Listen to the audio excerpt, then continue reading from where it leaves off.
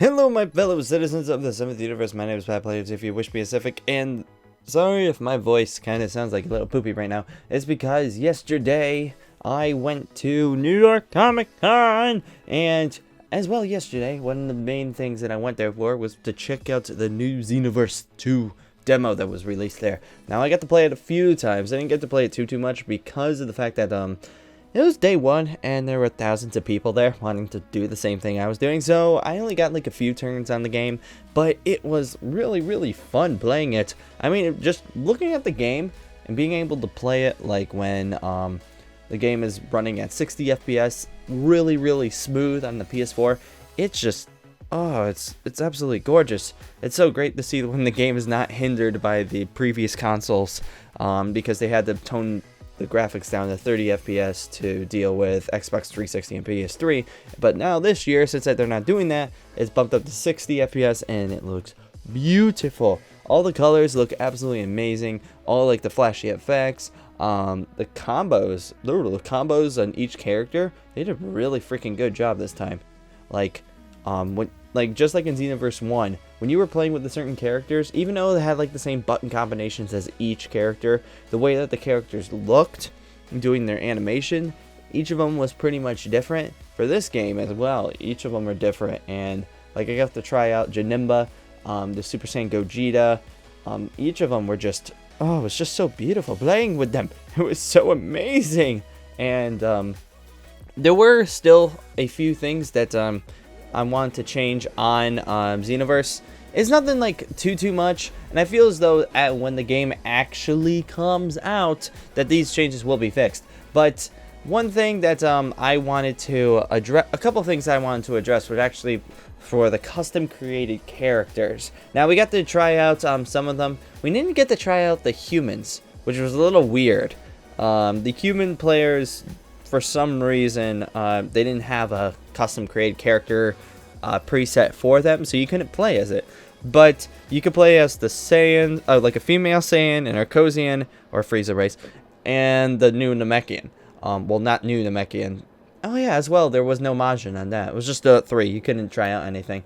But I played as the Super Saiyan 3 female Saiyan, and she was really cool, really fun to play with, and it really did seem like you were actually like putting a lot of power into her when you're actually punching, because when you turned Super Saiyan 3, you just felt like a complete another badass, and you just wanted to fly around and absolutely destroy everybody. Mostly because like the female that they had, it was like a short-haired female. Well, not like the hair wasn't really long, it only went like past the ears or so.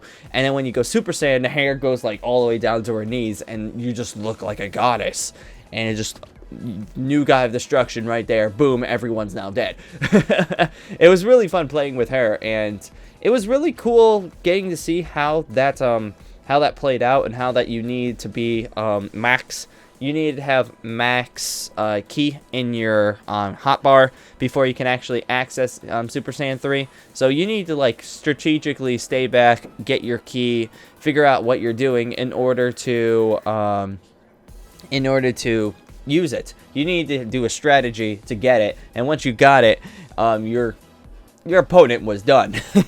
you tore up, and it was really cool. There's ways to counter it and everything, because it's all set times and everything, but you could counter it, but you're really powerful. But as for the Arcosian and the Namekian, I don't know if it's going to change in the beta. I'm hoping so. Maybe it's changing the beta. I'm not entirely certain, because people might be a little bit upset about this one. But when you played as the Frieza race, or the Arcosian, I call them Arcosians, but in the game they're called Frieza race. When there was a build in the game where you could turn the golden form that Frieza has, and it looks absolutely amazing, and you do damage, and you like look like a badass doing it. But there was one problem with that build. When your Arcosian character turns gold, your health was almost minimum. For some reason, like when you got punched in golden form, you lost extreme amount of health. Like extreme amount of health. It was really weird, because I was watching Mitch and Zaro play together. Crazy Mitch 42 and Zaramaro, they were playing a couple games against each other, where Mitch tried out the Golden Arcosian. Zaro was doing the evasive moves, which he used the evasive move where you jumped back and just used a couple key blasts to get away. He did that about 3 times to Mitch, and his character in Golden form lost about 3/4 of a bar of health just by flying backwards. And usually that would only take like a slender, like a tiny bit of health away. But for some reason, when you did that move, it took away so much health that, like, if you got hit into a combo, you were done. Even if you had full health, you had the full 2 bars of health that they have with the characters now, you were done. There was no way you were going to get out of that, and you were basically screwed from then on. So one thing that I want them to change is obviously the health thing. Like, it was really cool seeing Arcosian play out and seeing how cool, like, that form is and how powerful it is.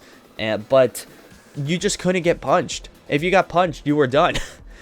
Like, if you're getting, like, if you're taking as much damage from an evasive, like, from a few evasive moves as you would, like, a final Kamehameha in the face, something's a little wrong.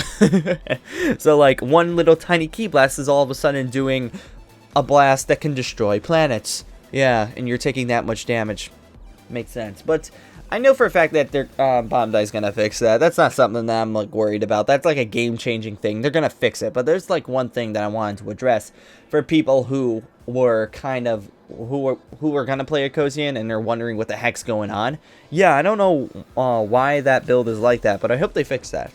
The other playable character that we got to play as was the Namekian, and that Namekian had the turn into a giant form. That giant form is very overpowered. Unlike the Arcosians that were extremely weak, the Namekians were extremely strong. The Namekian, when you turned into the giant Namekian form, you can't take damage while you're in that form. All your damage goes into stamina, like you would if you're facing like a giant ape in Xenoverse 1, where you need to destroy the stamina in order to get at the health. Once the Namekian lost all the stamina, it would change back into the small Namekian with no stamina, like you would if you were Saiyan, Super Saiyan, and you have to recharge your stamina. That's kind of how the Namekian works. And the Namekian has preset moves when you turn into the giant state. Like, it has like 3 moves that you can use, which is a giant, like, it's kind of like a light grenade, the way that it's used. A giant key blast, one for short, one for medium, and one for long distances. So you could just, and you can gain ki back extremely fast in that form. So you could just spam that move. Just absolutely just continually spam those moves, and your opponent almost can't do much about it. It's actually, like, scary how much damage your opponent does. It's just not good. It's really scary just how much you can do damage to your opponent. But there was one thing about it too, was that it was really hard to get at the Namekian when he was in giant form. Obviously, because he's in the giant form, it's going to be really tough to fight him. But it seemed like if you even went up and tried to Kamehameha him from the distance, it would do absolutely nothing to the Namekian. It just shook it off, and like there's no like stagger or anything. You could just continually punch and do your Ki Blast moves while you're getting like Big Bang Kamehameha in the face. So like, I know that thing, and they're trying to make it like the Great Apes. It just seemed like for a like a competitive standpoint, if you go giant, and if you're doing like a 3v3, and the Namekians, there's 3 Namekians on the other team, and they all go giant at the same time, it's gonna be quite tough to fight that.